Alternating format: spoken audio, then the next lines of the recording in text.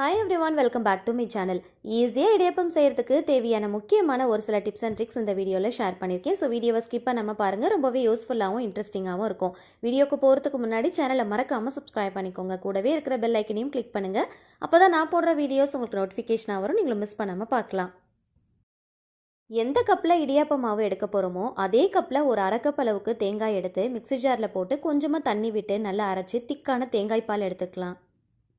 இடியாப்பத்துக்கு நீங்கள் தேங்காய் பால் தான் வச்சு சர்வ் பண்ண போகிறீங்க அப்படின்னா எக்ஸ்ட்ராவாக கூட நீங்கள் தேங்காய் பால் எடுத்து வச்சுக்கோங்க. நான் சர்வ் பண்ணுறதுக்காக எடுக்கல, இடியாப்பம் செய்யறதுக்காக தான் இந்த தேங்காய் பால் எடுக்கிறேன். ஸோ நான் கொஞ்சமாக தேங்காய் பால் எடுத்து வச்சுருக்கிறேன். நல்லா திக்காக எடுத்துக்கோங்க. தலைப்பால் மட்டும் எடுத்து வச்சுக்கோங்க.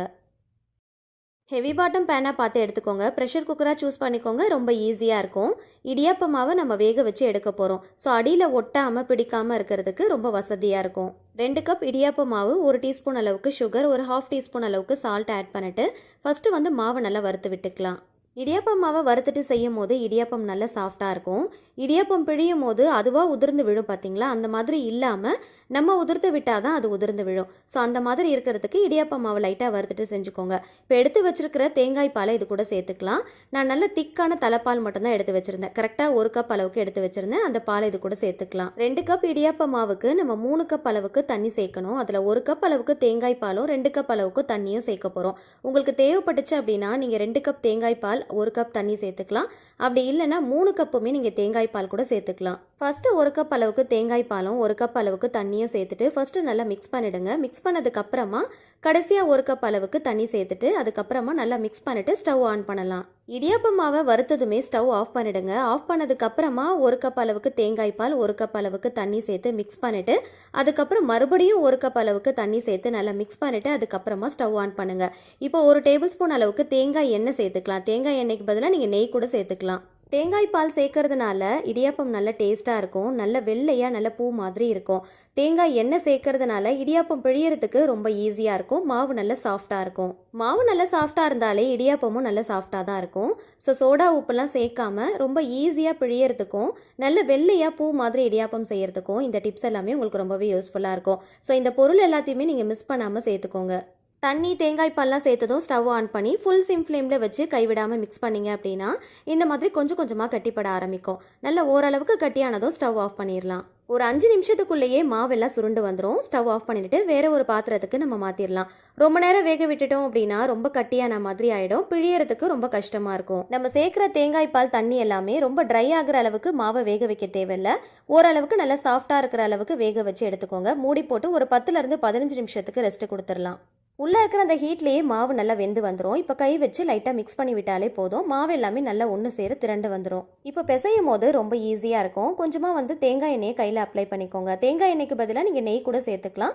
உங்களுக்கு எது பிடிக்குதோ அதை சேர்த்துக்கோங்க. தேங்காய் எண்ணெய் தேங்காய் பால்லாம் சேர்த்து பண்ணுறப்போ சாப்பிடும் போது ரொம்ப டேஸ்ட்டாக இருக்கும். வாய்ப்புண்ணு வயிற்று புண்ணு இருந்துச்சு அப்படின்னா அது நல்லா ஆற்றி கொடுக்கும். ரொம்ப போட்டு பிசையணும் அப்படிங்கிற அவசியம் இல்லை. கை வச்சு லைட்டாக பிசைஞ்சிட்டு எண்ணெய் சேர்த்துட்டு நல்லா ஒன்று சேர திரட்டினீங்க அப்படின்னா இந்த மாதிரி நல்லா உருண்டையாக வந்துடும். இப்போ மாவு எடுத்து பாருங்கள் எவ்வளோ சாஃப்டாக இருக்குன்னு. மாவு கையில் எடுத்து பார்க்கும்போது இந்த மாதிரி நல்லா சாஃப்டாக இருக்கணும். எந்த பக்கம் மடித்தாலும் இந்த மாதிரி மடிக்க வரணும். கையில் உருண்டை பிடிக்கும் போது கையிலேருந்து உதிர்ந்து கீழே விழக்கூடாது. நல்லா உருண்டை பிடிக்க வரணும். அதுதான் சரியான பக்குவம். இந்த மாவில் கொழுக்கட்டை கூட செய்யலாம். கொஞ்சம் கூட விரிசல் இல்லாமல் எவ்வளோ நேரம் ஆனாலும் கொழுக்கட்டை சாஃப்டாக இருக்கும். இடியாப்பத்துக்கு சர்வ் பண்ணுறதுக்கு நல்லா பர்ஃபெக்டாக மேட்ச் ஆகிற மாதிரி ஒரு சைட் டிஷ் எப்படி செய்யுதுன்னு பார்க்கலாம். இதுக்காக ப்ரெஷர் குக்கரில் கொஞ்சமாக எண்ணெய் நெய் சேர்த்துருக்கிறேன். பட்டை லவங்கம் ஏலக்காய் பிரிஞ்சி இலை அன்னாசிப்பூ கல்பாசி மட்டும் சேர்த்துக்கோங்க. 2 பெரிய வெங்காயத்தை பொடியாக நறுக்கிட்டு சேர்த்துக்கலாம். இது கூடவே ஒரே ஒரு பச்சை மிளகாயில் பாதி பச்சை மிளகாய் மட்டும் நறுக்கிட்டு சேர்த்துருக்கிறேன். உங்களுடைய காரத்துக்கு ஏற்றா போல் பார்த்து சேர்த்துக்கோங்க. சால்ட்டு சேர்த்து நல்லா வதக்கிக்கலாம். நல்ல கோல்டன் ப்ரௌன் ஆகணும். அதே சமயத்தில் ஆனியன் நல்லா கிறிஸ்பி ஆகிற அளவுக்கு வதக்கிக்கோங்க. இந்த அளவுக்கு நல்ல கோல்டன் ப்ரௌன் கலரில் வரணும். நல்ல கிறிஸ்பியாக இருக்கணும். அப்போ தான் இந்த ரெசிபிக்கு நல்ல டேஸ்ட் கிடைக்கும். இப்போ 1 டேபிள் ஸ்பூன் அளவுக்கு இஞ்சி பூண்டு பேஸ்ட்டு சேர்த்து ராஸ்மெல் போகிற அளவுக்கு நல்லா வதக்கிக்கலாம். 2 வெங்காயத்துக்கு 3 தக்காளி, நல்ல பழமான புளிப்பில்லாத தக்காளியாக பார்த்து எடுத்துக்கோங்க. நல்ல பேஸ்ட் போல் அரைச்சிட்டு இது கூட சேர்த்து நல்லா வதக்கிக்கலாம். தக்காளியோட அந்த பச்சை வாசனை போகிற அளவுக்கு நல்லா வதக்கிட்டு மசாலா பொருட்கள் சேர்த்துக்கலாம். மஞ்சள் தூள், காஷ்மீரி மிளகாய் தூள், தனியா தூள், ஜீரகத்தூள், கறி மசால் தூள். கறி மசால் தூள் வீட்லேயே வறுத்து அரைச்சது தான் நான் யூஸ் பண்ணியிருக்கிறேன். அதுக்கு பதிலாக நீங்கள் கரம் மசாலா கூட யூஸ் பண்ணிக்கோங்க. மசாலா எல்லாமே நல்லா சேர்த்ததுக்கப்புறம் நல்லா வதக்குங்க. எண்ணெய் நல்லா பிரிஞ்சு வர டைமில் ஒரு கைப்பிடி அளவுக்கு புதினா சேர்த்து நல்லா வதக்கிக்கோங்க. எல்லாமே நல்லா வதக்குனதுக்கு அப்புறமா வாஷ் பண்ணி வச்சிருக்கிற சிக்கனை இது கூட சேர்த்துக்கலாம். சிக்கனுக்கு பதிலாக நீங்கள் மட்டன் கூட சேர்த்து பண்ணலாம். மசாலா எல்லாமே சிக்கனில் நல்லா கோட் ஆகிற அளவுக்கு நல்லா பெரட்டி விட்டுட்டு ஒரு 5 நிமிஷத்துக்கு மசாலாலேயே நல்லா சிக்கனை வேக விடுங்க. இப்போ தேவையான அளவுக்கு தண்ணி சேர்த்துக்கலாம். சிக்கன் மூழ்கிற அளவுக்கு மட்டும் தண்ணி சேர்த்துக்கோங்க. கொஞ்சம் திக்கான கிரேவியாக தான் நான் பண்ண போகிறேன். ஸோ அதனால் கொஞ்சமாக தண்ணி சேர்த்துருக்கிறேன். நல்லா மிக்ஸ் பண்ணிவிட்டு உப்பு காரம் கரெக்டாக இருக்கான்னு செக் பண்ணி பார்த்துக்கோங்க. காரம் பத்தலை அப்படின்னா கொஞ்சம் போல் பச்சை மிளகாய் சேர்த்துக்கோங்க. சேர்த்துட்டு மூடி போட்டு ஒரு 2 விசில் மட்டும் வச்சு எடுத்துக்கலாம். ஒரு 50% மட்டும் குக் பண்ணி எடுத்துக்கோங்க. சிக்கனை ரொம்ப குக் பண்ணணும் அப்படிங்கிற அவசியம் இல்லை. ஜஸ்ட் ஒரு 50% மட்டும் குக் பண்ணி எடுத்துக்கோங்க. அகைன் நம்ம குக் பண்ண போகிறோம் ஓப்பன் பேன்லேயே வச்சு. இப்போ இது கூட 1 கப் அளவுக்கு ஊற வச்ச சன்னா சேர்த்துக்கோங்க. White chana or black chana எது வேணாலும் நீங்கள் சூஸ் பண்ணிக்கலாம். உங்களுடைய சாய்ஸ் தான். ஊற வச்சுட்டு சேர்த்துக்கோங்க. இப்போ இது கூடவே கொஞ்சமாக தேங்காய், முந்திரி, சோம்பு சேர்த்து நல்லா அரைச்சி வச்சிருக்கிறேன். அந்த பேஸ்ட்டையும் இது கூட சேர்த்து நல்லா மிக்ஸ் பண்ணிக்கலாம். சிக்கன் ஆல்ரெடி ஒரு 50% தான் நம்ம குக் பண்ணியிருக்கிறோம். ஸோ அதனால சிக்கன் நல்லா சாஃப்ட் ஆகணும். அதே சமயத்தில் நம்ம ஆட் பண்ணியிருக்கிற சன்னாவும் நல்லா குக் ஆகணும். ஸோ அது வரைக்கும் நல்லா குக் பண்ணிட்டு கிரேவி வந்து நல்ல திக்கான கன்சிஸ்டன்சி வந்ததும் ஸ்டவ் ஆஃப் பண்ணிட்டு கடைசியாக கொஞ்சமாக கருவேப்பிலை, கொத்தமல்லி இலைகள் சேர்த்து நல்லா மிக்ஸ் பண்ணிட்டு சர்வ் பண்ணி பாருங்க. டேஸ்ட் ரொம்ப சூப்பராக இருக்கும். இந்த சிக்கன் சன்னா கறியை நீங்கள் இடியாப்பத்து கூட சேர்த்து சர்வ் பண்ணி பாருங்க. டேஸ்ட் ரொம்ப சூப்பராக இருக்கும். நார்மலாக சர்வ் பண்ணுற கிரேவியை விட இது ரொம்ப பர்ஃபெக்டான மேட்சாக இருக்கும். இட்லி, தோசை, சப்பாத்தி, பூரி, ஆப்பம்னு எல்லாத்துக்குமே ரொம்ப பர்ஃபெக்டாக இருக்குங்க. கண்டிப்பாக ட்ரை பண்ணி பாருங்க. இந்த மாதிரி ஃபுட் கண்டெய்னர் ஏதாவது இருந்துச்சுன்னா எடுத்துக்கோங்க. யூஸ் அண்ட் த்ரோ பாக்ஸ்லாம் நம்ம நிறைய எடுத்து வச்சிருப்போம் இல்லையா? ஸோ அதுலேருந்து ஒரு பாக்ஸ் தான் நான் எடுத்துருக்கிறேன். இந்த பாக்ஸுடைய மூடி அப்படின்னா இந்த பாக்ஸ் கூட நீங்கள் சூஸ் பண்ணிக்கலாம். இடியாப்ப அச்சில் போடக்கூடிய இந்த தட்டு இருக்கு இல்லையா? அதோடைய ஷேப்க்கு ஏற்ற மாதிரி கட் பண்ணி எடுத்துக்கோங்க. எதில் கட் பண்ணாலும் பரவாயில்ல. மூடியை சூஸ் பண்ணிக்கிட்டீங்க அப்படின்னா கட் பண்ணுறது ரொம்ப ஈஸியாக இருக்கும். ஃபஸ்ட்டு ரேண்டமாக கட் பண்ணிக்கோங்க.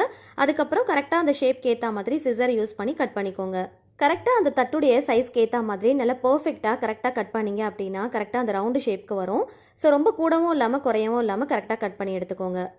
இடியாப்பா அச்சுலையும் தட்டுலையும் கொஞ்சமாக கோகோனட் ஆயில் அப்ளை பண்ணி எடுத்துக்கலாம். அப்போ தான் வந்து பிழியும் போது ரொம்ப ஈஸியாக இருக்கும். மாவும் ஒட்டாமல் இருக்கும். அச்சில் ஃபில் பண்ணுறதுக்கு ஏற்ற மாதிரி சிலிண்டர் ஷேப்பில் நல்லா உருட்டி எடுத்துக்கோங்க. அப்போ ஃபில் பண்ணும் போது ரொம்ப ஈஸியாக இருக்கும். ரொம்ப போட்டு டம்ப் பண்ணிடாமல் நல்லா வந்து கொஞ்சம் கொஞ்சமாக எடுத்து நல்லா ஃபில் பண்ணி எடுத்துக்கோங்க. 3/4 அளவுக்கு மட்டும் ஃபில் பண்ணுங்கள். ரொம்ப ஃபுல்லாக போட்டு ஃபில் பண்ணணும் அப்படிங்கிற அவசியம் இல்லை. 3/4 அளவுக்கு போட்டுட்டு மாவு நல்லா ஃபில் பண்ணதுக்கப்புறமா நம்ம கட் பண்ணி வச்சுருக்கோம் இல்லையா அந்த பாக்ஸுடைய மூடி, அதை வந்து இந்த மாதிரி உள்ளே ஃபஸ்ட்டு போட்டுக்கலாம். போட்டுட்டு கரெக்டாக வந்து ஃபிட் பண்ணிக்கோங்க. இது போட்டதுக்கப்புறமா மூடி போட்டு க்ளோஸ் பண்ணி எடுத்துக்கலாம்.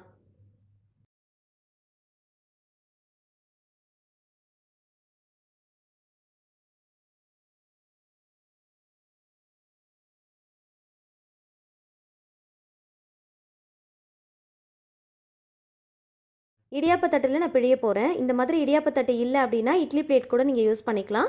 பிழியறதுக்கு முன்னாடி லைட்டாக கோகோனட் ஆயில் அப்ளை பண்ணிக்கோங்க. அப்போ தான் எடுக்கும் போது அதில் ஒட்டாமல் ஈஸியாக எடுக்க வரும். மாவு நான் பிழியும் போதே நீங்கள் நோட் பண்ணுங்கள் எந்த அளவுக்கு சாஃப்டாக ரொம்ப ஈஸியாக பிழியிறேன்னு. லைட்டாக சுற்றினாலே போதுங்க. அப்படியே நல்லா வந்து ரொம்ப ஈஸியாக பிழிய வரும். அப்படியே தட்டில் வந்து சல்லுன்னு பிழிஞ்சு எடுத்துடலாம். நான் ரொம்பலாம் ஸ்ட்ரெயின் பண்ணவே இல்லைங்க. ரொம்ப லைட்டாக தான் ரொட்டேட் பண்ணுறேன். ரொம்ப ஈஸியாக பிழிய வருது பாருங்கள். அதே போல் எப்பயுமே இடியாப்பம் பிழியும் போது நம்ம கையால் உதிர்த்து விடுற மாதிரி இருக்கணும். அதுவாக உதிர்ந்து கீழே விழக்கூடாது. அப்படி விழுந்துச்சு அப்படின்னா நீங்கள் சரியாக பக்குவமாக பிசையலை அப்படின்னு அர்த்தம். இதே போல் எல்லா மாவையும் பிழிஞ்சு எடுத்துக்கலாம். உங்களுக்கு சிங்கிள் லேயர் வேணும் அப்படின்னா அதுக்கேற்றா போல் பிழிஞ்சுக்கோங்க. டபுள் லேயர் வேணும் அப்படின்னா அதுக்கேற்றா போல் டபுள் லேயரில் கூட பிழிஞ்சு எடுத்துக்கலாம்.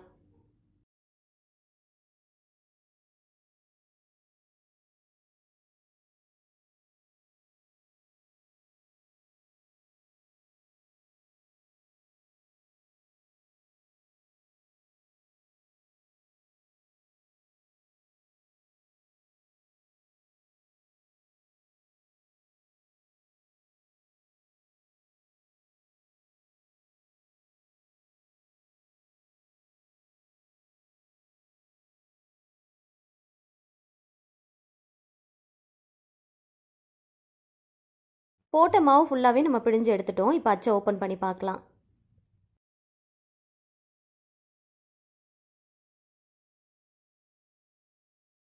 ஃபுட் கண்டெய்னரை நம்ம கட் பண்ணி உள்ளே வந்து மூடி மாதிரி நம்ம போட்டோம் இல்லையா? ஸோ அது எதுக்காகன்னு பார்த்தீங்கன்னா இந்த மாதிரி எப்பயுமே இடியாப்பம் பிழிஞ்சதுக்கப்புறம் இந்த அச்சை வெளியில் எடுத்து பார்க்கும்போது மாவு வந்து மேலாப்பில் நிற்கிற மாதிரி இருக்கும்.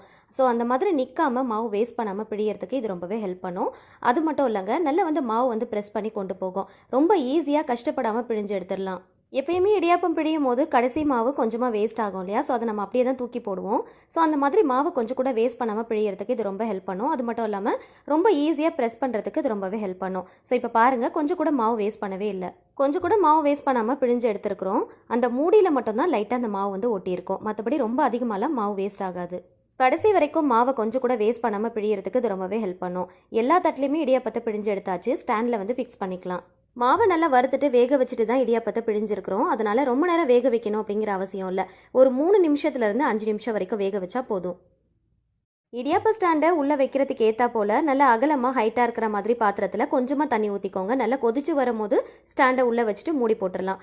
ஒரு 3லேருந்து 5 நிமிஷம் வேக வச்சா போதும். நான் கரெக்டாக ஒரு 3 நிமிஷம் தான் வேக வச்சு எடுத்துருக்கிறேன். 3 நிமிஷத்தில் 5 தட்டு இடியாப்பம் ரெடி ஆகிடுங்க. ரொம்ப ஈஸியாக செஞ்சிடலாம். பார்க்குறதுக்கும் எவ்வளோ வெள்ளையாக நல்லா சாஃப்டாக இருக்குது பாருங்கள். இடியாப்பத்தை பிழியறதுக்கு முன்னாடி லைட்டாக ஆயில் அப்ளை பண்ணிட்டு தான் நம்ம பிழிஞ்சோம் இல்லையா? ஸோ அதனால் பிளேட்டை வந்து திருப்பி போட்டு லைட்டாக தட்டினாலே போதும். இடியாப்பம் கொஞ்சம் கூட ஒட்டாமல் பிளேட்லேருந்து அப்படியே வந்துடும். இப்போ பார்க்குறதுக்கும் நல்ல நூல் மாதிரி எவ்வளோ சாஃப்டாக இருக்குது பாருங்கள். நல்ல மெல்லிஸாக இருக்கும். கண்டிப்பாக இதே போல் நீங்களும் ட்ரை பண்ணி பாருங்கள். ரொம்ப ட்ரையாலாம் இருக்காதுங்க, செம்ம சாஃப்டாக இருக்கும். எவ்வளோ நேரம் ஆனாலும் அந்த சாஃப்ட்னஸ் வந்து அப்படியே தான் இருக்கும். நல்ல துணி மாதிரி நல்ல சாஃப்டாக இருக்கும். பார்க்குறதுக்கும் நல்ல வெள்ளை வெள்ளைன்னு இருக்கும். சோடா உப்புலாம் சேர்க்கணும் அப்படிங்கிற அவசியமே இல்லை. கண்டிப்பாக இதே மெத்தடில் நீங்களும் ட்ரை பண்ணுங்கள். நம்ம ரெடி பண்ண சிக்கன் சன்னா கறியோடு சேர்த்து சர்வ் பண்ணும்போது டேஸ்ட் ரொம்ப சூப்பராக இருக்கும். உங்களுக்கு ஸ்வீட்டாக சாப்பிட்றது பிடிக்கும் அப்படின்னா தேங்காய் பால், நாட்டு சக்கரை, வெல்லம் கூட வச்சு நீங்கள் சர்வ் பண்ணிக்கோங்க. கொஞ்சம் பெரிய சைஸில் இடியாப்பம் பிழியணும் அப்படின்னு நினச்சிங்கன்னா சாதம் வடிக்கிற வடிகட்டியில் பிழிஞ்சுக்கோங்க. அதுக்கு மேலே ஸ்டீமர் பிளேட்லேயும் ஒரு இடியாப்பத்தை பிழிஞ்சு வச்சுக்கலாம். அப்படி இல்லைன்னா நார்மலாக பிளேட் வச்சுருப்பீங்க இல்லையா, அதை கூட பிழிஞ்சிட்டு இந்த சாதம் வடிக்கிற வடிகட்டி மேலே நம்ம வச்சிடலாம். இந்த மாதிரி பெரிய பாத்திரம் யூஸ் பண்ணோம் அப்படின்னா ட்ரிபிள் லேயரில் கொஞ்சம் பெரிய சைஸில் இடியாப்பம் பண்ணிடலாம். ஸோ ரொம்ப ஈஸியாக வேலை முடிஞ்சிடும். ஸோ 3 இடியாப்பம் பிழிஞ்சு அதுக்கான டைம் வேஸ்ட் பண்ணுறதை விட இந்த மாதிரி ஒரே இடியாப்பமாக பெருசாக பிழிஞ்சிட்டோம் அப்படின்னா 2 பேருக்கு கூட நம்ம ஷேர் பண்ணிக்கலாம். ஒரு மிக்சிங் பவுலில் 2 கப் அளவுக்கு இடியாப்ப மாவு சேர்த்துருக்கிறேன். இப்போ இந்த மாவுக்கு தேவையான அளவுக்கு சால்ட்டு சேர்த்து நல்லா மிக்ஸ் பண்ணி எடுத்துக்கலாம். ஒரு பாத்திரத்தில் 3 கப் அளவுக்கு வாட்டர் சேர்த்துக்கலாம். 1 கப் இடியாப்ப மாவுக்கு 1.5 கப் அளவுக்கு வாட்டர் எடுத்துக்கோங்க. நான் 2 கப் அளவுக்கு இடியாப்ப மாவு எடுத்திருந்தேன், அதனால 3 கப் அளவுக்கு வாட்டர் சேர்த்துருக்கிறேன். வாட்டருடைய ரேஷியோ கொஞ்சம் கூட குறைய ஆனாலும் கவலை இல்லைங்க. இந்த மாதிரி மெத்தடில் நீங்கள் செய்யும் போது எக்ஸ்ட்ராவாக நீங்கள் தண்ணி சேர்த்துட்டா கூட பக்குவமாக பார்த்து பிசைஞ்சு எடுத்துடலாம். அந்தளவுக்கு ஒரு சூப்பரான ஒரு டிப்பு தான் இது. இது கூட ஒரு 2 டீஸ்பூன் அளவுக்கு தேங்காய் எண்ணெய் சேர்த்துருக்கிறேன். தேங்காய் எண்ணெய்க்கு பதிலாக நீங்கள் நெய் கூட சேர்த்துக்கலாம். இந்த மாதிரி சேர்த்து நல்லா கலந்து விட்டு நம்ம செய்யும் போது இடியாப்பம் வந்து நல்லா வாசனையாக இருக்கும், சாப்பிட்றதுக்கும் நல்லா டேஸ்ட்டாக இருக்கும். இப்போ ஒரு சின்ன பவுலில் ஒரு 2 டீஸ்பூன் அளவுக்கு கார்ன்ஃப்ளவர் எடுத்துக்கோங்க. அது கூட கொஞ்சமாக தண்ணி சேர்த்து கட்டி இல்லாமல் தனியாக கரைச்சி எடுத்து வச்சுக்கோங்க. இந்த கார்ன்ஃப்ளவரை எதுக்காக யூஸ் பண்ண போகிறோம் அப்படிங்கிறத நான் உங்களுக்கு சொல்கிறேன். கார்ன்ஃப்ளவர் இல்லை அப்படின்னா இதுக்கு பதிலாக மைதா மாவு இல்லைன்னா கோதுமை மாவு கூட நீங்கள் எடுத்துக்கலாம். 2 ஸ்பூன் அளவுக்கு மட்டும் எடுத்து தனியாக கரைச்சி எடுத்து வச்சுக்கோங்க. இப்போ தண்ணி வந்து லைட்டாக ஹீட் ஆகும் போதே நம்ம கரைச்சி வச்சிருக்கிற மாவை இது கூட சேர்த்து நல்லா கலந்து விட்டுக்கலாம். தண்ணி ரொம்ப கொதிக்கக்கூடாது. லைட்டாக சூடாகும் போதே நம்ம கரைச்சி வச்சிருக்கிற மாவை இது கூட சேர்த்து லைட்டாக கலந்து விடுங்க. இந்த மாதிரி சேர்க்கும் போது லைட்டாக வந்து கலங்கலாக இருக்கிற மாதிரி இருக்கும். ஸோ இந்த ஸ்டேஜ்லேயே ஸ்டவ் ஆஃப் பண்ணிட்டு இடியாப்ப மாவை இது கூட சேர்த்து நல்லா கலந்து விட்டுக்கலாம். கார்ன்ஃப்ளவர் சேர்க்கறதுனால இடியாப்பம் நல்லா வெள்ளையாக இருக்கும், நல்ல ஒரு ஷைனிங்கான லுக்கு கிடைக்கும். அதே போல் நாள் முழுக்க வறண்டு போகாமல் நல்லா சாஃப்டாக இருக்கிறதுக்கு இது ரொம்பவே ஹெல்ப்ஃபுல்லாக இருக்கும். இதே டிப்பை நீங்கள் கொழுக்கட்டை செய்யும் போதும் யூஸ் பண்ணிக்கலாம். கொழுக்கட்டை விரிசல் விடாமல் செய்யறதுக்கு இந்த மாதிரி கார்ன்ஃப்ளவர் சேர்த்துக்கிட்டீங்க அப்படின்னா கொழுக்கட்டை செய்யும் போது கொஞ்சம் கூட விரிசல் வரவே வராது. அதே போல் கார்ன்ஃப்ளவர் சேர்த்த உடனே ரொம்ப கொதிக்க விட்டுறாமல் ஸ்டவ் ஆஃப் பண்ணிட்டு இடியாப்ப மாவு சேர்த்துக்கோங்க. இடியாப்ப மாவு சேர்த்ததுக்கு அப்புறமா நம்ம ஸ்டவ் ஆன் பண்ணிக்கலாம். சப்போஸ் நீங்கள் பிகினஸாக இருக்கீங்க அப்படின்னா இந்த மெத்தடில் ட்ரை பண்ணி பாருங்கள். சொதப்பாமல் ரொம்ப சூப்பராக வரும். எக்ஸ்ட்ராவாக வாட்டர் ஆட் பண்ணிட்டா கூட கவலையே இல்லை. பார்த்து பக்குவமாக செய்யறதுக்கு இந்த டிப் கண்டிப்பாக உங்களுக்கு ரொம்ப ரொம்ப யூஸ்ஃபுல்லாக இருக்கும். ஸ்டவ் ஆன் பண்ணிட்டு கலந்து விடுங்க. எவ்வளோ தண்ணி சேர்த்துருந்தாலும் நல்லா வந்து கெட்டியாகிற அளவுக்கு நல்லா கலந்து விட்டுக்கோங்க. இந்த மெத்தடில் செய்யும் போது எக்ஸ்ட்ராவாக வாட்டர் நம்ம ஆட் பண்ணிட்டா கூட மாவு வந்து பார்த்தீங்கன்னா இந்த மாதிரி ஸ்டவ் ஆன் பண்ணிட்டு கிளறும் போது மாவு தண்ணி நல்லா உறிஞ்சிரும். நமக்கு பக்குவம் வந்து ரொம்ப கரெக்டாக வந்துடும். சேர்த்துருந்த தண்ணி எல்லாத்தையுமே மாவு உறிஞ்சிருச்சு. இந்த அளவுக்கு கொஞ்சம் சாஃப்டாக இருக்கும் போதே ஸ்டவ் ஆஃப் பண்ணிடலாம். ரொம்ப கெட்டியாகிற அளவுக்கு நீங்கள் கலக்க வேண்டாம். இந்த அளவுக்கு நல்லா சாஃப்டாக இருக்கும் போதே ஸ்டவ் ஆஃப் பண்ணிவிட்டு மூடி போட்டு வச்சுருங்க. ஆல்ரெடி வந்து மாவு நல்லா வெந்து தான் வந்திருக்கும். இந்த ஹீட்லேயே மாவு இன்னும் கொஞ்சம் நல்லா வெந்து வந்துடும். கை பொறுக்கிற சூடு வரும்போது கையில் கொஞ்சமாக ஆயில் அப்ளை பண்ணிவிட்டு லைட்டாக கலந்து விட்டாலே போதும். ரொம்ப போட்டு பிசையணும் அப்படிங்கிற அவசியம் இல்லை.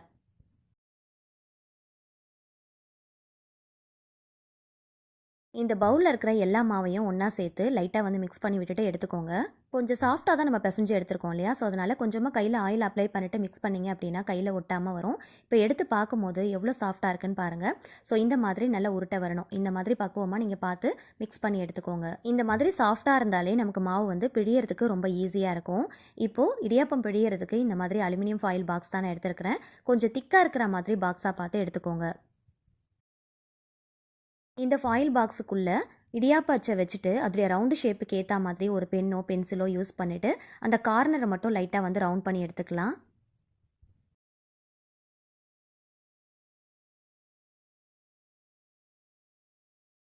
நம்ம யூஸ் பண்ணுற இடியாப்ப அச்சுடைய அந்த ஷேப்புக்கு வந்து வரைஞ்சி எடுத்துகிட்டு இந்த மாதிரி ஒரு நைஃப் யூஸ் பண்ணி கட் பண்ணி எடுத்துக்கோங்க. கரெக்டாக அந்த ஷேப்புக்கு ஏற்ற மாதிரி கட் பண்ணி எடுத்துக்கோங்க. கரெக்டாக வரைஞ்சிருக்கிற அந்த ரவுண்ட் ஷேப்க்கு ஏற்ற மாதிரி பர்ஃபெக்டாக கட் பண்ணி எடுத்துக்கோங்க. கம்மியாகவும் கட் பண்ணிடாதீங்க, அதிகமாகவும் கட் பண்ணிடாதீங்க. கரெக்டாக அந்த ஷேப்புக்கு ஏற்ற மாதிரி கட் பண்ணி எடுத்துக்கலாம். இடியாப்ப அச்சுலையும் உள்ளே போடக்கூடிய அந்த பிளேட்லையும் லைட்டாக கோகோனட் ஆயில் அப்ளை பண்ணி எடுத்துக்கலாம். கோகோனட் ஆயிலுக்கு பதிலாக நீங்கள் கீ கூட அப்ளை பண்ணிக்கலாம். அச்சில் மாவு போட்டு பிழியும் போது ரொம்ப ஈஸியாக பிழியறதுக்கு ஒரு டிப் நான் சொல்லியிருக்கிறேன். ஸோ வீடியோவை ஸ்கிப் பண்ணாமல் பாருங்கள். தேவையான அளவுக்கு மாவு எடுத்து நல்லா உருட்டிட்டு உள்ளே போட்டு நல்லா ஃபில் பண்ணி எடுத்துக்கோங்க. எப்பயுமே இடியாப்ப அச்சில் மாவு போட்டு ஃபில் பண்ணும்போது ஃபுல்லாக போட்டு ஃபில் பண்ணக்கூடாது. முக்கால்வாசி அளவுக்கு மட்டும் போட்டால் தான் நமக்கு பிழியறதுக்கு ரொம்ப ஈஸியாக இருக்கும். இப்போ மேலே போடக்கூடிய அந்த அச்சிலையும் லைட்டாக வந்து ஆயில் அப்ளை பண்ணி எடுத்துக்கலாம். எப்பயுமே நம்ம இடியாப்பத்தை பிழிகிறோம் அப்படின்னா பிழிஞ்சதுக்கப்புறம் ஓப்பன் பண்ணி பார்க்கும்போது கடைசியாக கொஞ்சம் மாவு வந்து பார்த்திங்கன்னா இந்த மேலே வந்து இந்த அளவுக்கு கோபுரம் மாதிரி அப்படியே வந்து நிற்கும். அந்த மாவை எடுத்துகிட்டு அகைன் நம்ம ஃபில் பண்ணுற மாதிரி இருக்கும். எப்பயுமே இடியாப்பம் செய்யும் போதெல்லாம் கடைசியாக பார்த்திங்கன்னா அந்த அச்சில் அடிப்பகுதியில் கொஞ்சம் மாவு வந்து மேலாப்பில் வந்து எழுந்து நிற்கிற மாதிரி தான் இருக்கும். ஸோ அதை வந்து அவாய்ட் பண்ணுறதுக்கு தான் இந்த அலுமினியம் ஃபாயில் பாக்ஸை நம்ம யூஸ் பண்ண போகிறோம். இதை ரவுண்டு ஷேப்பில் கட் பண்ணி வச்சுருந்தோம் இல்லையா, அதை வந்து இந்த மாவுக்கு மேலே போட்டு நல்லா ஃபில் பண்ணி எடுத்துக்கோங்க. ஃபில் பண்ணிவிட்டு அதுக்கப்புறமா அச்சை போட்டு நல்லா டைட்டாக வந்து ஃபிக்ஸ் பண்ணிக்கலாம். ஸோ அந்த ஃபாயில் பாக்ஸை கட் பண்ணும்போது கரெக்டாக அந்த ரவுண்டு ஷேப்க்கு ஏற்ற மாதிரி பர்ஃபெக்டாக கட் பண்ணால் மட்டும்தான் நமக்கு யூஸ் ஆகும். ரொம்ப சின்னதாக கட் பண்ணிட்டீங்க அப்படின்னா கண்டிப்பாக அது வேஸ்ட் ஆயிரும். டைட்டாக க்ளோஸ் பண்ணி ஃபிக்ஸ் பண்ணி எடுத்துக்கோங்க. இடியாப்ப தட்டு வச்சுருந்தீங்க அப்படின்னா அதில் பிழிஞ்சு எடுத்துக்கோங்க. அப்படி இல்லைனா இட்லி பிளேட் இருந்துச்சு அப்படின்னா அதில் கூட நீங்கள் பிழிஞ்சு எடுத்துக்கலாம். இடியாப்பத்தை நான் உங்களுக்கு பிழிஞ்சு காட்டுறேன். எந்த அளவுக்கு நான் சாஃப்டாக பிழிகிறேன்றதை நீங்களே பாருங்கள். ரொம்ப ரொம்ப சாஃப்டாக இருக்குங்க. மாவு பிழியும் போது அந்த டைட்னஸ் வந்து நமக்கு தெரியவே தெரியாது. மாவு பிழியறதே நமக்கு தெரியாது. அச்சு வந்து நீங்கள் ரொட்டேட் பண்ணாலே போதும், ரொம்ப ரொம்ப ஈஸியாக வந்துடும். நல்ல வாழை நார் மாதிரி நல்ல நீளமாக வரும் பாருங்கள். எப்பயுமே இடியாப்பத்துக்கு மாவு பிழியும் போது தன்னால் உதிர்ந்து விடக்கூடாது. அந்த மாதிரி விழுந்துச்சு அப்படின்னா இடியாப்பம் வந்து சரியாக வராது. நீங்கள் பக்குவமாக பிசைஞ்சு நீங்கள் பிழிஞ்சிங்க அப்படின்னா கையால் நீங்களே வந்து கட் பண்ணி விடுற மாதிரி இருக்கணும். அதுதான் வந்து சரியான பக்குவம்.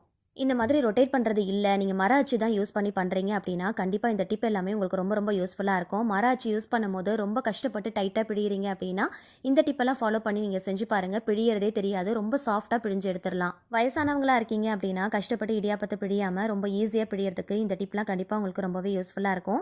எவ்வளோ சூப்பராக இருக்குது பாருங்கள். நல்லா நீளமாக நல்ல லாங் ஸ்ட்ரிங்காக இருக்குது பாருங்கள். ஸோ நல்லா வந்து சாஃப்டாக வரும், ரொம்ப ஈஸியாக பிழிஞ்சு எடுத்துடலாம். இதே போல் எல்லாத்தையுமே பிழிஞ்சு எடுத்துக்கோங்க. இந்த மாதிரி ரொட்டேட் பண்ணி அச்சை விட மர அச்சு யூஸ் பண்ணி பிழிகிறவங்களுக்கு கண்டிப்பாக இந்த டிப் ரொம்பவே யூஸ்ஃபுல்லாக இருக்கும். இதே மாதிரி நீங்களும் செஞ்சு பாருங்கள். ரொம்ப ரொம்ப ஈஸியாக இருக்கும். இடியாப்பம் பிழிகிறது ரொம்ப கஷ்டமாக இருக்கும் அப்படிங்கிறதுக்காகவே நிறைய பேர் இடியாப்பத்தை வீட்டில் செய்ய மாட்டாங்க, கடையில் தான் வாங்குவாங்க. ஆனால் இந்த சின்ன சின்ன டிப்ஸ் எல்லாம் ஃபாலோ பண்ணி செஞ்சு பாருங்கள். எவ்வளோ இடியாப்பம் வேணுனாலும் செஞ்சு அடிக்கிடலாம். நான் டபுள் லேயரில் பிழிஞ்சு எடுத்துருக்கிறேன். உங்களுக்கு வேணும் அப்படின்னா சிங்கிள் லேயரில் கூட நீங்கள் இடியாப்பத்தை பிழிஞ்சு எடுத்துக்கலாம். இப்போ நம்ம வந்து உள்ள அலுமினியம் ஃபாயில் பாக்ஸ் போட்டிருந்தோம் இல்லையா, அது எதுக்காக அப்படிங்கிறத நான் உங்களுக்கு சொல்கிறேன். இப்போது நான் இது வந்து உங்களுக்கு ஓப்பன் பண்ணி காட்டுறேன் பாருங்கள். எப்பயுமே இடியாப்பம்லாம் பிழிஞ்சதுக்கப்புறமா அச்சை ஓப்பன் பண்ணி பார்க்கும்போது மேலாப்பில் அந்த அச்சு தட்டில் லைட்டாக வந்து மாவு மேலாப்பில் வந்து நிற்கும் இல்லையா, ஸோ அந்த மாதிரி வராமல் அவாய்ட் பண்ணுறதுக்காக தான் இந்த அலுமினியம் ஃபாயில் பாக்ஸை நம்ம உள்ளே போட்டிருந்தோம். அந்த பாக்ஸ் வந்து அப்படியே டம்ப் பண்ணி கொண்டு போகும், மாவு வந்து நல்லா ப்ரெஸ் பண்ணும். ஸோ அதனால் நமக்கு வந்து இந்த மாதிரி மேலாப்பில் மாவு வந்து நிற்கவே நிற்காது. நம்ம எடுத்துகிட்டு அகைன் வந்து ரீஃபில் பண்ணணும் அப்படிங்கிற அவசியமே இருக்காது. கடைசியில் கொஞ்சம் கூட மாவு வந்து மிச்சம் வைக்காமல் ப்ரெஸ் பண்ணி கொண்டு போகிறதுக்கும் அதே போல் மாவு வந்து நல்லா டம்ப் பண்ணி ரொம்ப ஈஸியாக பிழியறதுக்கும் கண்டிப்பாக இந்த அலுமினியம் ஃபாயில் பாக்ஸ் ரொம்பவே ஹெல்ப்ஃபுல்லாக இருக்கும். கண்டிப்பாக இந்த மாதிரி நீங்கள் ஒரு தடவை ட்ரை பண்ணி பாருங்கள். ஒவ்வொரு வாட்டியும் இடியாப்பம் பிழியும் போது மிச்சமாகிற மாவை எடுத்து போட்டு பண்ணுறதுல என்ன பெருசாக இருக்க போகுது அப்படிங்கிறத நீங்கள் யோசிக்கலாம். ஆனால் கடைசியாக இடியாப்பம் பிழியும் போது மிச்சமாகிற மாவை நம்ம கண்டிப்பாக தூக்கி தான் போடுவோம் இல்லையா, ஸோ கடைசி வரைக்கும் மாவை வேஸ்ட் பண்ணாமல் நம்ம பண்ணுறதுக்கு இந்த டிப் ரொம்பவே யூஸ்ஃபுல்லாக இருக்கும். இடியாப்பத்தை கஷ்டப்படாமல் பிழியறதுக்கு இது ப்ரெஸ் பண்ணுறதுக்கு ரொம்ப ரொம்ப ஹெல்ப் பண்ணும். ஸோ ஒரு முறை ட்ரை பண்ணி பாருங்கள், ரொம்பவே சூப்பராக ஒர்க் அவுட் ஆகும். இட்லி பாத்திரத்தில் கொஞ்சமாக தண்ணி வச்சு நல்லா கொதிச்சு வரும்போது இட்லி பிளேட்டை திருப்பி போட்டுட்டு அதுக்கப்புறமா இடியாப்ப பிளேட்டை உள்ளே வச்சு ஒரு 5 நிமிஷத்துக்கு மட்டும் ஸ்டீம் பண்ணி எடுத்துக்கலாம். ஆல்ரெடி வந்து மாவு நல்லா வெந்து தான் வந்திருக்கு, அதனால 5 நிமிஷத்துக்கு மட்டும் ஸ்டீம் பண்ணால் போதும். இந்த இடியாப்பத்துக்கு சர்வ் பண்ணுற மாதிரி ஒரு சிக்கன் தண்ணி குழம்பு எப்படி செய்யுதுன்னு பார்க்கலாம். இதுக்கு 1 ஸ்பூன் மிளகு, 2 ஸ்பூன் தனியா, ஒரு கைப்பிடி அளவுக்கு அரிசி, காரத்துக்கு ஏற்றா போல் காஞ்ச வத்தல், ஒரு சின்ன துண்டு பட்டை, ஒரு 4 போல் லவங்கம், ஒரே ஒரு ஏலக்காய், 1/2 ஸ்பூன் சோம்பு, 1 ஸ்பூன் ஜீரகத்தை நல்லா ட்ரை ரோஸ்ட் பண்ணி எடுத்துக்கலாம். அரிசி நல்லா பொரிஞ்சு வர அளவுக்கு நல்லா ட்ரை ரோஸ்ட் பண்ணிக்கோங்க. ட்ரை ரோஸ்ட் பண்ணிவிட்டு தனியாக வந்து ஒரு பிளேட்டுக்கு மாற்றிடலாம். சேம் பேனில் கொஞ்சமாக நல்லெண்ணெய் சேர்த்துக்கலாம். ஆயில் சூடானதும் ஒரு கைப்பிடி சின்ன வெங்காயம், ஒரு கைப்பிடி நறுக்கின தேங்காய், கொஞ்சமாக கருவேப்பிலை, ஒரு சின்ன துண்டு இஞ்சி, 5 பல்லு பூண்டு, இது எல்லாமே சேர்த்து நல்ல பொன்னிறம் ஆகிற அளவுக்கு நல்லா வறுத்துட்டு ஆல்ரெடி ட்ரை ரோஸ்ட் பண்ணி வச்சுருக்கோம் இல்லையா, அது கூட சேர்த்து கொஞ்சமாக தண்ணி விட்டு நல்லா ஃபைன் பேஸ்ட்டாக அரைச்சி தனியாக எடுத்து வச்சுக்கலாம். ஒரு பாத்திரத்தில் நம்ம வறுத்த ஆயிலை சேர்த்துட்டு அது கூட எக்ஸ்ட்ராவாக இன்னும் கொஞ்சம் ஆயிலும் சேர்த்துக்கோங்க. கொஞ்சமாக கல்பாசி மட்டும் சேர்த்துக்கோங்க. ஒரு 10லேருந்து 15 போல் சின்ன வெங்காயம், கருவேப்பிலை, கல்லுப்பு சேர்த்து நல்லா கிறிஸ்பி ஆகிற அளவுக்கு நல்லா வறுத்துக்கோங்க. 3 தக்காளி பழத்தை நல்ல பெரிய பெரிய பீசஸாக கட் பண்ணி வச்சுருக்கேன், அதையும் சேர்த்து நல்லா வதக்கிக்கலாம். இந்த குழம்பு செய்யறதுக்கு ஒரு 1/4 கிலோ அளவுக்கு மட்டும் சிக்கன் எடுத்து நல்லா சுத்தமாக வாஷ் பண்ணிட்டு எடுத்து வச்சிருக்கிறேன். அதையும் இது கூட சேர்த்து ஒரு பெரட்டிக்கலாம். 1/4 ஸ்பூன் அளவுக்கு மஞ்சள் பொடி சேர்த்து நல்லா பெரட்டிட்டு காரத்துக்கு ஏற்றா போல் காஷ்மீரி ரெட் சில்லி சேர்த்துக்கோங்க. மட்டன் மசாலா இருந்துச்சுன்னா ஒரு 2 டேபிள் ஸ்பூன் அளவுக்கு மட்டும் சேர்த்து நல்லா வதக்கி விட்டுக்கலாம். மசாலா வாசனை போகிற அளவுக்கு நல்லா வதக்கிட்டு நம்ம அரைச்சி வச்சிருக்கிற பேஸ்ட்டையும் சேர்த்துக்கலாம். நல்லா தாராளமாக தண்ணி சேர்த்துக்கோங்க. சேர்த்துட்டு மூடி போட்டு ஒரு 20 நிமிஷத்துக்கு மீடியம் ஃப்ளேமில் வச்சு நல்லா கொதிக்க விடுங்க. இதை இந்த மாதிரி ஓப்பன் பேன்லேயும் குக் பண்ணலாம். தேவைப்பட்டால் ப்ரெஷர் குக்கும் பண்ணிக்கலாம். கடைசியாக கொஞ்சமாக நறுக்கின கொத்தமல்லி இலைகள் தூவிட்டு நல்லா மிக்ஸ் பண்ணிட்டு சர்வ் பண்ணிக்கோங்க. எடுத்து பார்க்கும்போது இந்த அளவுக்கு தண்ணியான கன்சிஸ்டன்சியில் இருக்கணும். இட்லி, தோசை, சப்பாத்தி, பூரி, இடியாப்பத்துக்கு அல்டிமேட்டாக இருக்கும். கண்டிப்பாக ட்ரை பண்ணி பாருங்கள். 20 நிமிஷம் வேக வச்சாலே போதும். சிக்கன் நல்லா சாஃப்டாக பஞ்சு போல் வெந்து வந்திருக்கும். இதே போல் மசாலாவை வறுத்து அரைச்சி சிக்கன் தண்ணி குழம்பு ஒரு தடவை செஞ்சு பாருங்கள். செம்ம டேஸ்ட்டாக இருக்கும். மட்டன்லேயும் இதே போல் நீங்கள் செய்யலாம். இதே ஸ்வீட்டாக சாப்பிட்றது பிடிக்கும் அப்படின்னா ஆப்பம், இடியாப்பத்துக்கு தேங்காய் பால் தான் நம்ம செய்வோம் இல்லையா? அந்த மாதிரி செய்யும் போது இந்த ஒரு சின்ன டிப்பை ஃபாலோ பண்ணிக்கோங்க. தேங்காயை நறுக்கிட்டு மிக்ஸி ஜாரில் போட்டதுக்கப்புறமா ஒரு சிட்டிகை அளவுக்கு கல் உப்பு சேர்த்துக்கோங்க. கொஞ்சம் கைப்பொறுக்கிற சூடு இருக்கிற மாதிரி வெதுவெதுப்பான தண்ணி சேர்த்து அரைச்சிட்டு தேங்காய் பால் எடுத்தீங்க அப்படின்னா நல்ல திக்காக இருக்கும். அதே மாதிரி அதிகமான குவான்டிட்டியில் நமக்கு தேங்காய் பால் கிடைக்கும். எப்பயும் தேங்காய் பால் எடுக்கும் போது 2 டைம்ஸ் கிட்ட தண்ணி ஊற்றிட்டு அரைச்சிட்டு தேங்காய் பால் எடுப்போம். தலைப்பால்னு ஒன்று எடுப்போம். செகண்ட் டைம்ஸ் ஒரு தடவை அரைச்சிட்டு எடுப்போம். ஆனால் இந்த மாதிரி கொஞ்சமாக கல் உப்பும் வெதுவெதுப்பான தண்ணியும் சேர்த்து எடுக்கும் போது 3 டைம்ஸ் கிட்ட நீங்கள் தண்ணி ஊற்றி தாராளமாக அரைச்சிட்டு தேங்காய் பால் எடுக்கலாம். நல்லா திக்காக இருக்கும். அதிகமான குவான்டிட்டிலையும் நமக்கு கிடைக்கும். இது கூட கொஞ்சமாக நாட்டு சக்கரை, ஏலக்காய் சேர்த்து சர்வ் பண்ணிங்கன்னா ரொம்ப நல்லாயிருக்கும். கண்டிப்பாக ஒரு தடவை ட்ரை பண்ணி பாருங்கள். 5 நிமிஷம் கழித்து ஓப்பன் பண்ணி பார்த்தீங்கன்னா இடியாப்பம் நல்லா வெந்து வந்திருக்கும். ஸோ இதை அப்படியே எடுத்துகிட்டு நம்ம சர்வ் பண்ணிக்கலாம். இடியாப்பம் நல்லா வெள்ளையாக சாஃப்டாக வரணுன்றதுக்காக சோடா உப்புலாம் சேர்ப்பாங்க. அந்த மாதிரி நீங்கள் எதுவுமே சேர்க்க தேவையில்லை. 2 ஸ்பூன் கார்ன்ஃப்ளவர் சேர்த்தாலே போதும். நல்ல வெள்ளை வெள்ளையில்னு இருக்கும். நல்ல சாஃப்டாகவும் இருக்கும். நாள் முழுக்க வறண்டு போகாமல் அப்படி நல்ல நூல் மாதிரி இருக்குங்க. எடுத்து பார்க்கும்போது நல்ல துணி மாதிரி இருக்கும். ஸோ இந்த குட்டி குட்டி டிப்ஸ் எல்லாம் நீங்கள் ஃபாலோ பண்ணி செஞ்சு பாருங்கள். ரொம்ப சூப்பராக செஞ்சிடலாம். உண்மையை சொல்லப்போனால் இடியாப்பம் செய்கிறது ரொம்ப ஈஸிங்க. சட்டுப்புட்டுன்னு செஞ்சு முடிச்சிடலாம். ஸோ இந்த டிப்ஸ் எல்லாமே நீங்களும் ஃபாலோ பண்ணி செஞ்சு பாருங்கள். இனிமேல் கடைகளில் நீங்கள் வாங்கவே மாட்டீங்க. வீட்டிலேயே செஞ்சு அடிக்கலாம். இந்த மாதிரி ஸ்டீம் பண்ணி சாப்பிட்ற இந்த மாதிரியான ஃபுட் எல்லாமே நீங்கள் எடுத்துக்கோங்க. ரொம்ப ஹெல்த்தியும் கூட. இட்லி பிளேட்டு யூஸ் பண்ணியும் கொஞ்சம் பிழிஞ்சு எடுத்துருக்கிறேன். அதையும் நான் உங்களுக்கு டிஸ்பிளே பண்ணியிருக்கேன் பாருங்கள். நல்ல மெத்துன்னு நல்ல சாஃப்டாக சூப்பராக வந்திருக்கு. இடியாப்பம் தட்டு இல்லை அப்படின்னா இட்லி பிளேட்டில் கூட நீங்கள் தாராளமாக பிழிஞ்சு எடுத்துக்கலாம். ஸோ இந்த வீடியோவில் எனக்கு தெரிஞ்ச நான் ஃபாலோ பண்ணுற A to Z எல்லா டிப்ஸுமே நான் ஷேர் பண்ணியிருக்கிறேன். ஸோ இந்த டிப் எல்லாமே நீங்களும் ஃபாலோ பண்ணி செஞ்சு பாருங்க. ரொம்ப சூப்பரா செய்யலாம். இந்த வீடியோ உங்களுக்கு ரொம்பவே யூஸ்ஃபுல்லா இருக்கும்னு நினைச்சீங்கன்னா மறக்காம வீடியோக்கு ஒரு லைக் கொடுங்க. ஃபேமிலி அண்ட் ஃப்ரெண்ட்ஸ் கூட ஷேர் பண்ணிக்கோங்க. ட்ரை பண்ணி பார்த்துட்டு ஃபீட்பேக் ஷேர் பண்ணுங்க. இந்த மாதிரி இன்னும் யூஸ்ஃபுல்லான இன்ட்ரெஸ்டிங்கான டிப்ஸ் அண்ட் ட்ரிக்ஸ் தெரிஞ்சுக்க என்னோட சேனலை மறக்காம சப்ஸ்கிரைப் பண்ணிட்டு தொடர்ந்து சப்போர்ட் பண்ணுங்க. Thank you so much. கீப் வாட்சிங்.